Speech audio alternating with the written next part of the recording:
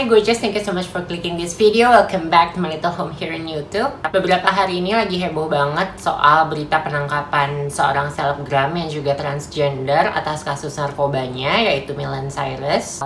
Jadi hari ini sesuai sama judul videonya, aku bakalan ngasih point of view aku soal kasus ini dan gimana pendapat aku soal Miley yang ditempatin di sel laki-laki. So if you're interested to see, please don't forget to subscribe to my channel and hit the notification bell so you can share love and support to help me grow this channel. And without any further ado, let's get into the video.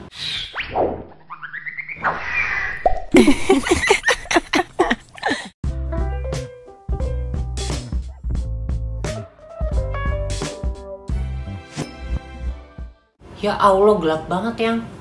Lihat muka aku hitam gitu. Oh iya. Ya gimana nih dari tadi ternyata. Jadi aku tuh kenal Miley beberapa tahun lalu. Kita cuma ketemu sekali actually dan sempet tuker-tukeran nomor handphone. But we're not really friends. Bukan dalam artian kita musuhan juga. Cuma memang kayak nggak pernah hangout bareng. Nggak pernah ngobrol-ngobrol yang terlalu gimana-gimana banget juga. Cuma memang aku sama Miley punya beberapa mutual friends. Teman-teman kita banyak yang sama. Terus ada juga mantan aku yang juga adalah mantannya Miley dan kayak gitu sebagainya. Saya jujurnya aku pun cukup kaget ya waktu dia kesandung kasus narkoba ini, karena sepanjang aku tahu dia, yang aku tuh nggak tahu gitu, benar-benar out of my radar kalau dia itu ternyata memakai kayak gitu. Dan menurut pengakuan dari Miley sendiri pun dia memakai belum terlalu lama kan. Jadi menurut aku ya wajar juga kalau aku nggak pernah ada pikiran kalau Miley itu ternyata memakai sabu kalau dari beritanya ya kan. Jujur aja ya, waktu pertama kali aku dengar Miley ditangkap dan karena narkoba, karena sabu, I was just like, ya udah mau diapain lagi gitu kan, namanya juga memang dia berbuat kesalahan. But then things change setelah aku tahu ternyata nggak kayak Lucinta Luna, tapi Miley ditempatkan di sel laki-laki. Jujur ini menjadi sebuah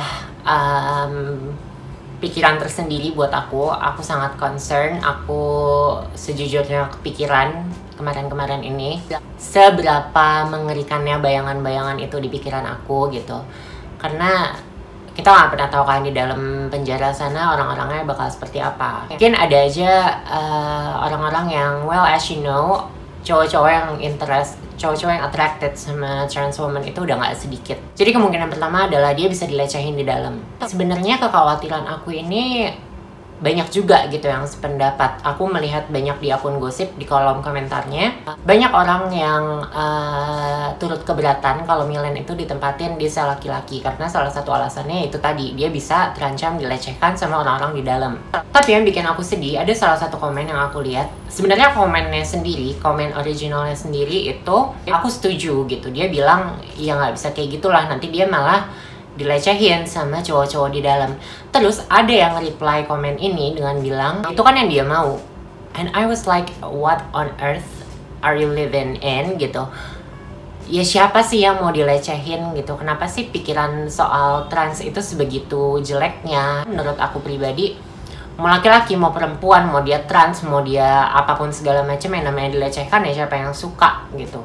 Even menurut aku ya, kalau menurut aku, bahkan seorang, maaf ya, aja kalau dia dilecehkan tanpa konsen dia aja tuh, menurut aku ya dia juga nggak bakal terima lah. Cara seseorang berpenampilan, apa yang dia tunjukkan ke publik, citra dirinya mau seperti apa, itu kan bukan berarti dia mau untuk dilecehkan. Ngerti nggak sih poinnya? Ini sama aja kayak bilang cewek yang pakai baju seksi berarti dia siap untuk diperkosa.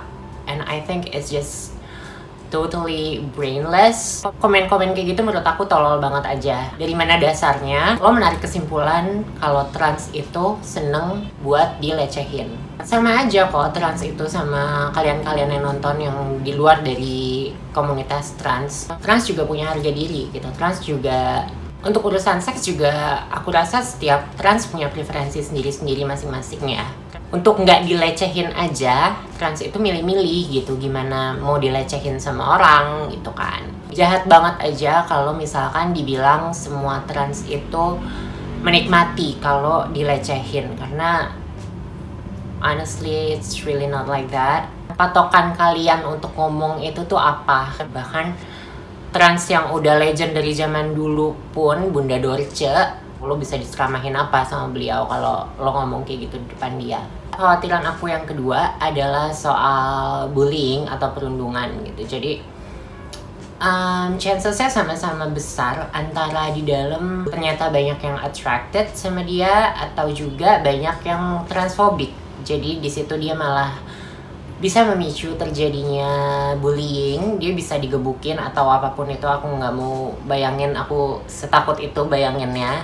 Thankfully bukan cuma aku yang punya pikiran kayak gini gitu. Banyak banget orang berpikiran sehat lainnya yang juga punya kekhawatiran yang sama. Salah satunya adalah peneliti dari Institute for Criminal Justice Reform atau ICJR yang bernama Maidina Rahmawati turut mengkritik tindakan kepolisian yang meletakkan si Milen ini di penjara laki-laki.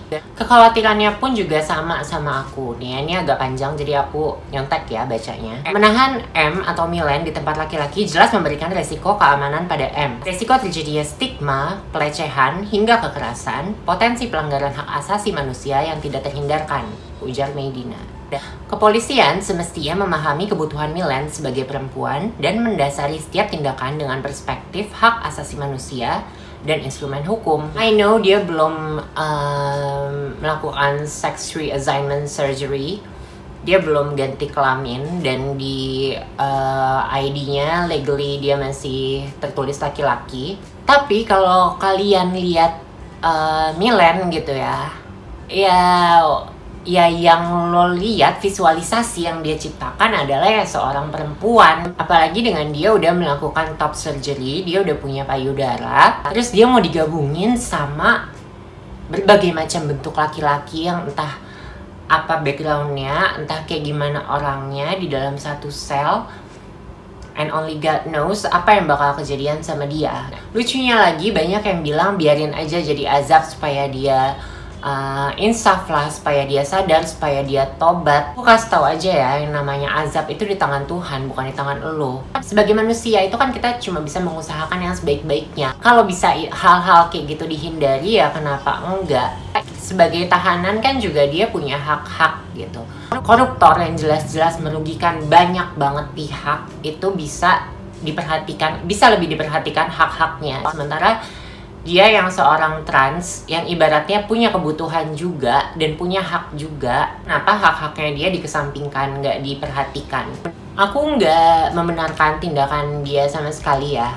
Aku merasa ya kalau memang dia terbukti bersalah, dia memang menggunakan narkoba, yang di sini adalah aturannya seperti itu ya. Kalau memang harus dihukum ya dihukum aja sebagaimana adilnya si hukum itu. Cuma tolong pertimbangkan juga hak-haknya dia yang berkaitan dengan keamanannya dia sendiri as a human being. Hah? Ada lipstiknya sih. Di mana? Karena aku juga trans juga kali ya, jadi aku lebih gampang untuk memposisikan diri aku di posisinya Milen ini. Menurut aku ya jadinya jatuhnya perlakuannya nggak fair aja gitu. Aku tahu memang dia secara legal dia masih tertulis laki-laki gitu, tapi masa nggak ada pertimbangan khusus sih dengan penampilan dia yang seperti itu, dengan dia udah punya payudara gitu. Menurut aku akan jauh lebih berbahaya kalau dia ditempatin di sel laki-laki ketimbang dia ditempatin di sel perempuan. Ibaratnya dia di sel perempuan juga mau ngapain sih gitu kan. Ini kan kalau misalkan di sel laki-laki dia serba gak nyaman dong, mau ngapa-ngapain. Dia mau ke kamar mandi dia takut, apalagi untuk mandi ya kan. Belum kalau misalkan ternyata di sana, aku nggak ngerti sih kalau penjara tuh gimana sih sistemnya, yang kamar mandi tuh gimana, tertutup apa mereka rame-rame di situ. Terus dia harus mandi bareng sama cowok-cowok. Dia pun tidur juga pasti nggak tenang ya kan, karena ya itu pasti adalah ketakutan. Aduh gue bakal diapain gitu. Belum lagi kalau misalkan ternyata amit-amit banget misalkan polisinya transfobik juga dan dia membiarkan aja ketika Milen diperlakukan semena-mena di dalam gitu kan. Jatuhnya kayak jadi nggak ada rasa kemanusiaannya aja gitu. Emang mentang-mentang dia trans terus dia nggak pantas diperlakukan dengan baik. Kan nggak kayak gitu kan seharusnya. Kalau misalkan Milen aja ditaruh di penjara laki-laki dengan dasar di KTP-nya dia masih laki-laki, ya di KTP-nya dia juga masih WNI gitu, dan dia punya hak buat disetarakan keadilannya bagi dia gitu. Ngerti gak sih poinnya aku ngomong apa dari tadi? Intinya gitu aja sih. Intinya aku sangat menyayangkan keputusan dari kepolisian yang menempatkan